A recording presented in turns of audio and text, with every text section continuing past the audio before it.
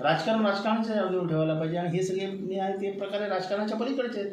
एखाद्याने पुरस्कार द्यायला बोलवलं आणि मला बोलवलं तर माझी उंची बघून बोलवलं ना. आता ते आमच्या पक्ष सोडून गेलेले अजित पवारांना पण भेटले होते, तेव्हा कुठे आम्ही काय म्हटलं, ते काय त्याच्यात काय असतं. तुम्ही व्यासपीठ एखाद्याचं शेअर केलं, तुम्ही एखादा भेटला म्हणजे तुम्ही त्याचे झालात असं थोडी होतं. कोणालाही उचलायचं, जेलमध्ये टाकायचं, कोणालाही उचलायचं, फालतू केसमध्ये फसवायचे, पोलीस घरी पाठवायचे, जेलमध्ये टाकण्याचे प्रयत्न करायचे, वकील लावायचे सुप्रीम कोर्टामध्ये, 20-20 लाख रुपये फिया द्यायच्या.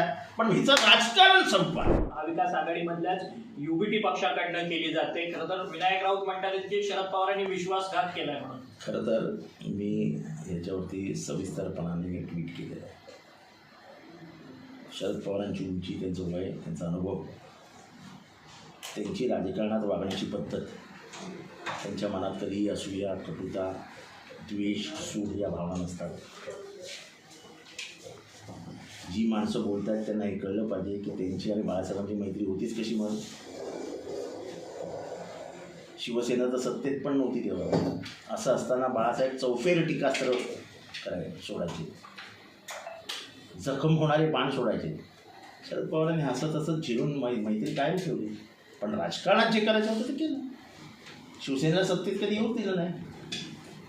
राजकारण राजकारणाच्या जागेवर ठेवायला पाहिजे. आणि हे सगळे मी आहे ते प्रकारे राजकारणाच्या पलीकडचे आहेत. एखाद्याने पुरस्कार द्यायला बोलवलं आणि मला बोलवलं तर माझी उंची बघून बोलवलं ना. शरद पवारांची उंची बघून पुरस्कार द्यायला बोलवलं होतं. आणि त्याच्यात काय राजकीय दोघांनी हात नाही मिळवले ना, की चला आता उद्यापासून शरद पवार आणि एकनाथ शिंदेसाहेब एकत्र येणार आहेत, असं काही नाही. एवढं काही बोलायचं काही कारण नव्हतं. मला वाटतं उगाच.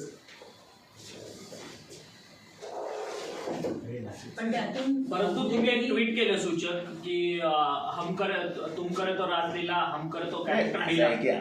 तुमची लोक नाही का जाऊन भेटतात देवेंद्र फडणवीस नाही भेटत.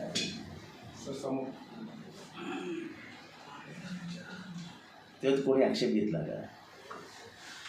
चालतं ना. आता विधानसभेचं अधिवेशन चालू असताना आम्ही सगळे एकत्र बसलो होतो, विरोधी पक्षाचे नेते. आमच्या समोरनं उद्धव ठाकरे साहेब गेले आणि जाऊन देवेंद्र फडणवीसांना भेटले मुख्यमंत्री म्हणून. मी म्हटलं, मी तेव्हाही जेव्हा मला विचारलं लोकांनी की असं कसं, मी म्हटलं भेटायलाच पाहिजे, संवाद ठेवायलाच पाहिजे. सर्वात मोठा पक्ष म्हणून जो विरोधी पक्षात आहे, शिवसेना आहे, त्यांचा नेता येतो तर त्यांनी मुख्यमंत्र्यांची भेट घेणं हे क्रमप्राप्त आहे, हे व्हायलाच हवं. हा संवाद जो महाराष्ट्रात तुटला आहे तो संवाद असायलाच हवा. आता ते आमच्या पक्ष सोडून गेलेले अजित पवारांना पण भेटले होते, तेव्हा कुठे आम्ही काय म्हटलं, ते काय त्याच्यात काय असतं. तुम्ही व्यासपीठ एखाद्याचं शेअर केलं, तुम्ही एखादा भेटला म्हणजे तुम्ही त्याचे झालात असं थोडी होतं. असं होत नाही. मला वाटतं की फारच महाराष्ट्राच्या राजकारणातला जो सोज्वळ, सुशील हे जे काही शब्द होते आणि त्याच्यानुसार जे वागणं व्हायचं, म्हणजे एकदा प्रल्हाद केशव आत्रे यांनी यशवंतराव चव्हाणांना अत्यंत खालच्या म्हणजे कमरेखाली वार केला होता. दुसऱ्या दिवशी यशवंतराव चव्हाणांनी प्रल्हाद केशव आत्रे यांची भेट घेतली आणि त्यांनी असं काय निपुत म्हणजे जे बोलायला नको होते ते बोलले होते. तेव्हा वेणूताईंवरती 42च्या आंदोलनामध्ये लाठीचार्ज झाला आणि तो लाठीचार्ज झाल्यामुळे ती मुलगा जन्माला घालू शकत नाही ही वेदना समजून सांगितली. प्रल्हाद केशव बाहेर आले आणि अख्ख्या महाराष्ट्रासमोर दिलगिरी व्यक्त केली. आणि त्या उंचीचं राजकारण महाराष्ट्राने बघितलं. काय बघतोय आपण हे? कोणालाही उचलायचं, जेलमध्ये टाकायचं, कोणालाही उचलायचं, फालतू केसमध्ये फसवायचे, पोलीस घरी पाठवायचे, जेलमध्ये टाकण्याचे प्रयत्न करायचे, वकील लावायचे सुप्रीम कोर्टामध्ये, 20-20 लाख रुपये फिया द्यायच्या. पण हिचं राजकारण संपवा. ते तर आम्ही अनुभवतो ना. आणि शरद पवार हे उदाहरण आहेत की ह्या राजकारणाला छेद देणारं. हा दुश्मनाच्या फीससुद्धा, वकिलाच्या फीससुद्धा भरण्यापर्यंत लोकांची मजल जाते. अच्छा, हा जितेंद्रचा दुश्मन आहे का? हा कोर्टात आहे का? त्याला बोलून गेले, हे गेले 20 लाख रुपये लढकेस. पण मूळ प्रश्न यातून उभा राहतोय की महाविकास आघाडी अजून देखील त्याच ताकदीनं पुढे उभं राहणार आहे का, ज्या पद्धतीने आता टीका टिप्पणी केली जाते? थोडेफार मतभेद असतातच आणि ह्या मतभेदातनं अजून मनं साफ होतात.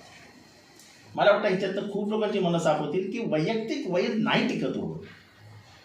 माझं आणि कोणाचं पटत नाही म्हणून शरद पवारांनी त्याला लाच घालावी हा अपेक्षा करणंच चुकीचे आहे. नाही होत तसं.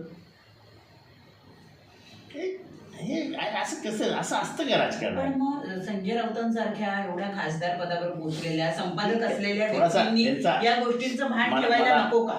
मलाही ह्या गोष्टींचं हे आहे की त्यांच्या मनामध्ये शिवसेना फोडणं आणि सरकार पाडण्याच्या वेदना खूप आहेत, हे अमान्य करून चालणार नाही.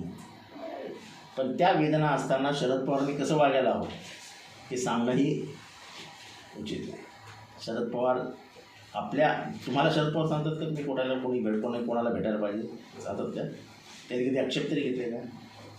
आम्हालाही वाईट वाटतं कधी कधी शरद पवार जेव्हा अजित पवारांच्या स्टेजवर असतात. सर्वात जास्त धोका कोणी दिला? अजित पवारांनी दिला, शरद पवारांना. मग तुम्ही कसे काय भेटायला गेलात फुलगुच्छ घेऊन त्यांना? विचारलं शरद पवारांनी किंवा आम्ही तुम्हाला? मी तर नाही विचारलं आणि शरद पवार तर विचारत पण नाही. अशा गोष्टी त्यांच्या डोक्यात पण नाही. असं नाही चालत राजकारणामध्ये.